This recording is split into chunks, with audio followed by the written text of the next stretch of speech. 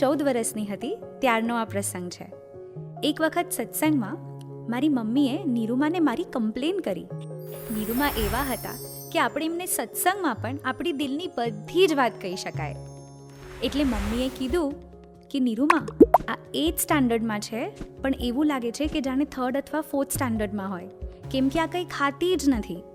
તો નિરૂમાએ મને આગળ બોલાવી મારી સાથે વાતચીત કરવા, અને નિરૂમાએ મને પૂછ્યું, ખાચી વાત કે તારી મમ્મી? હા નિરૂમા, મને ભૂખ જ નથી લાગતી.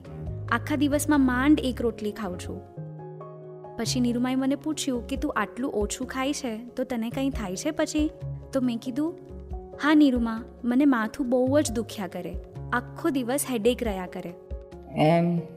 હવે થોડું વધારે ખાજે શું? હા, એટલે તને પણ માથું દુખશે નહીં, મમ્મીનું માથું દુખશે નહીં. હા. પછી નિરૂમાએ મને સ્ટેજ ઉપર બોલાવી. અહીંયા હું તને ખવડાવું. હા, અહીંયા કરે.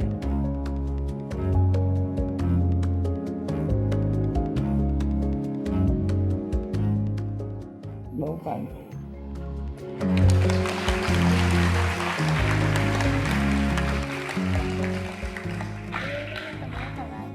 મેં તો ખાધું.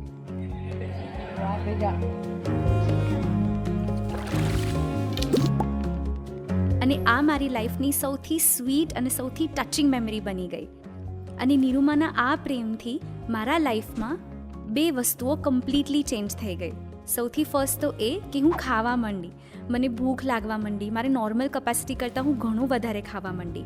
અને બીજું, જે મેં નિરૂમાને કીધું હતું ને કે મને માથું બહુ જ દુખે છે, એ માથું દુખવાનું મારું સાવ બંધ થઈ ગયું. તો આ મેમરી મારી માટે મારી લાઈફની સૌથી બેસ્ટ મેમરી બની ગઈ છે.